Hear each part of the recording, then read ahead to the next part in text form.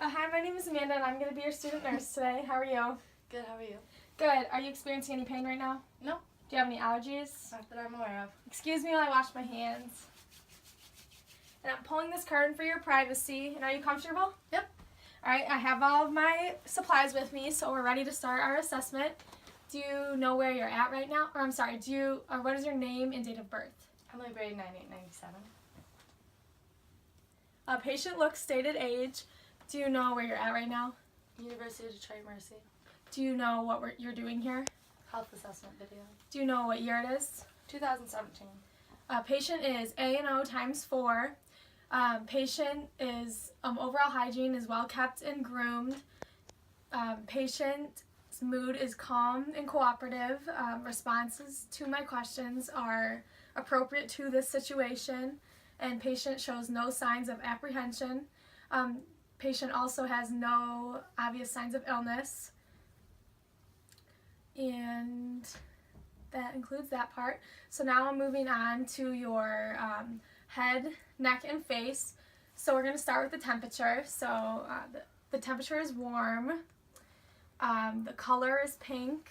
There are no lesions present, and if there were lesions, I would do the ABCDE test. A stands for asymmetry, B stands for border, C stands for color, D is for diameter, and E is for elevation. And then the patient's hair is brown, is shiny, and smooth, is fine. There are no parasites present. So moving on to the eyes. Patient's eye color is green. Can you pull down your...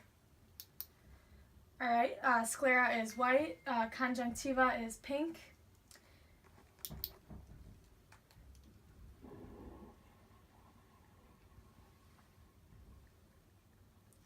Pupils start off at 3 millimeters and constrict when under the light to 2 millimeters.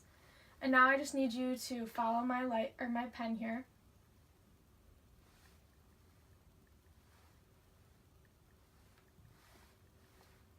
Now I'm going to bring it in. So pupils are perla. They are equal, round, reactive to light, and they accommodate. So next we are moving on to the mouth. So if I could have you just pull your lip down and open up your mouth. The gums are pink and moist. There are no lesions. The oral mucosa is pink and moist without lesions as well. There are no dental caries. The tongue is midline. Can you say ah for me? Ah. The uvula rises midline. The teeth are all present. Can you open up for me one more time? The patient no longer has tonsils. All right, and so next we will be doing the face.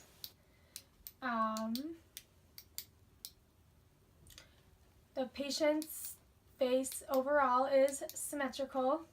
They show no signs of drooping. All right. So next we are going to be testing just 2 of the cranial nerves today. Can you stick out your hand for me? So this is what this light touch feels like. This is the sharp touch. I'm going to place it somewhere on your face and you tell me light or sharp and where I'm touching.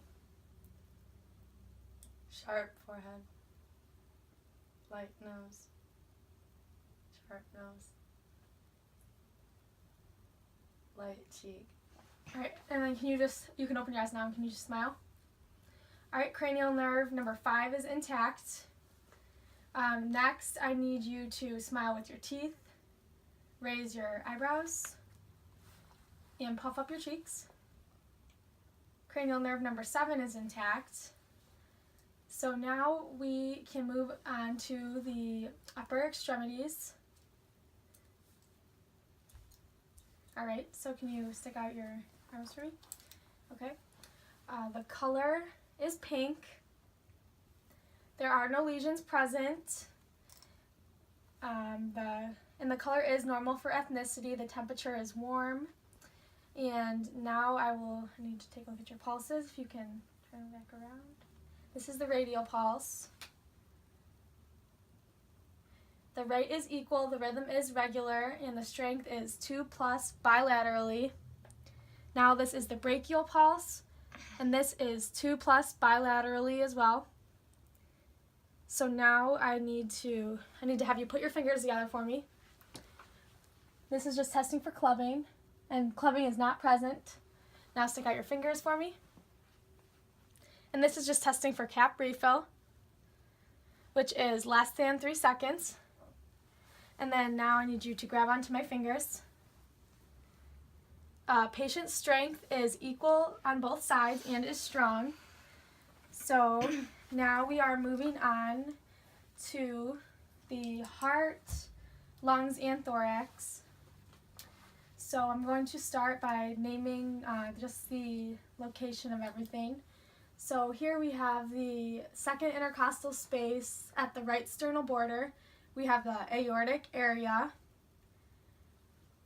Here we have the second intercostal space at the left sternal border, the pulmonic area. The third intercostal space, the left sternal border, Erb's point. Fourth intercostal space, left sternal border, the tricuspid area. And then finally we have the mitral area at the fifth intercostal space, mid-clavicular line, and this is where we would listen to for 60 seconds with the diaphragm of our stethoscope. It's the point of maximal impulse. So now I'm going to take a listen.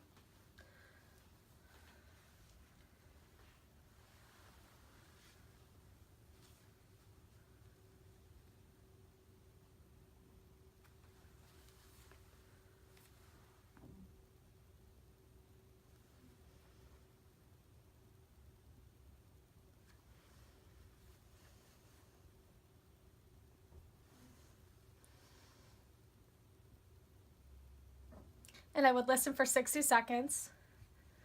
Now I'm going to flip over to the bell.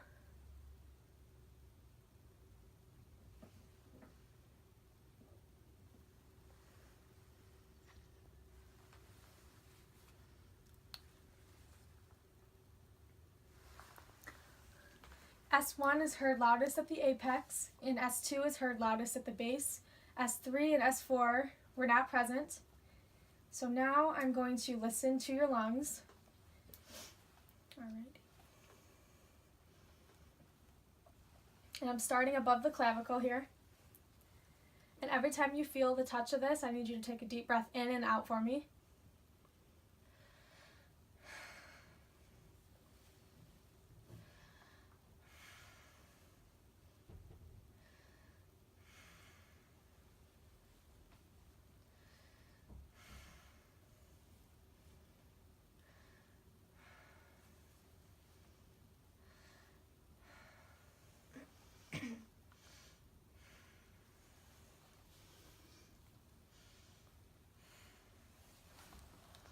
Lung fields are all clear to auscultation.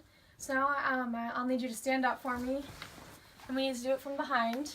The same goes for this. I need you to take a deep breath in and out every time you feel my touch.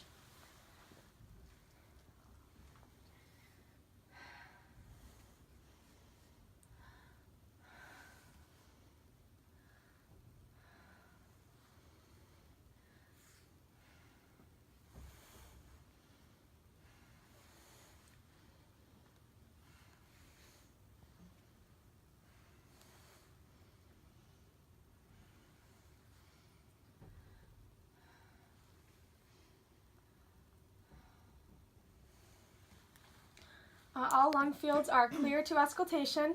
And now while you're standing, I'm going to test for CV angle tenderness. So just let me know if it's feeling tender at all.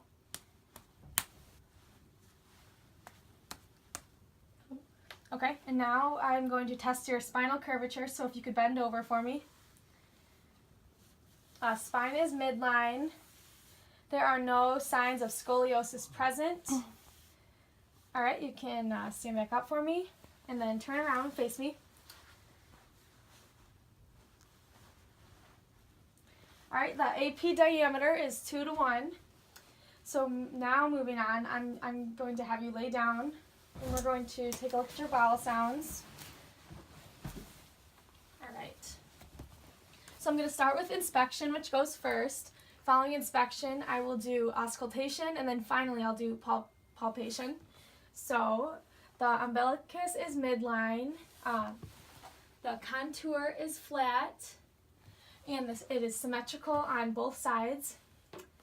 And in the right upper quadrant, we have the liver and the gallbladder. In the right lower quadrant, we have the cecum and the appendix. In the left upper quadrant, we have the stomach and the spleen. And in the left lower quadrant, we have the rectum and the anus. So after inspection now, I can listen. I'm going to start in the right lower quadrant.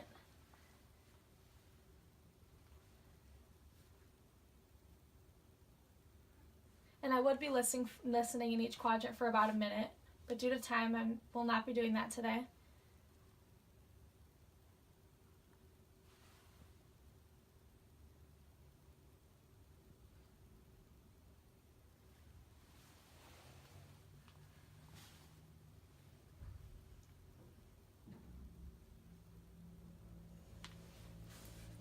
All right, and vowel sounds are all normal active. And are you feeling any pain anywhere? No. Okay, so I can just start here then. And I'm going to be dragging my fingers along with me.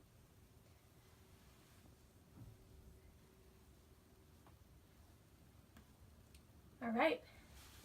Now I can have you sit up for me. All right, and I noticed the jugular vein distension is not present as you sat up, and I had to assess that at a 30-degree angle.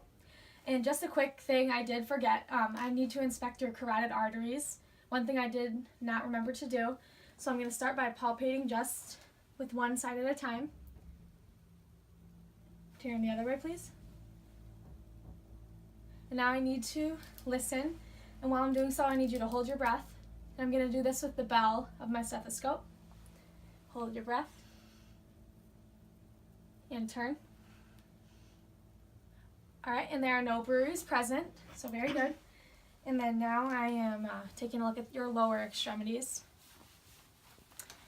All right, so the skin is pink, the temperature is warm, there are no lesions present.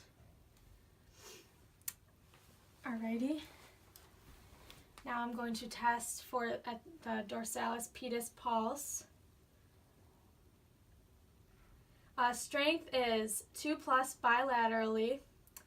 And now I'm going to check the posterior tibialis pulse, and that is right behind this ankle bone here, just posterior to that.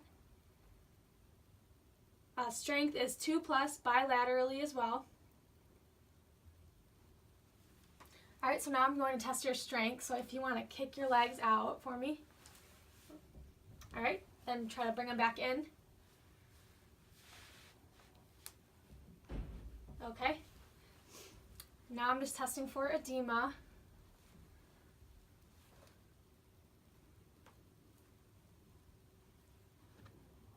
And there is no edema present here. So you can pull this back down. Alright, and now we're going to perform the get up and go test. So I'm going to have you walk to the door.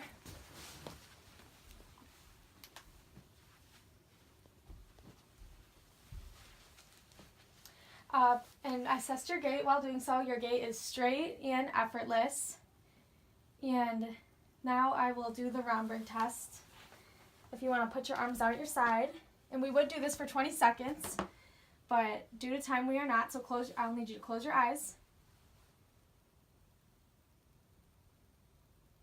Alright, and the Romberg test is negative. And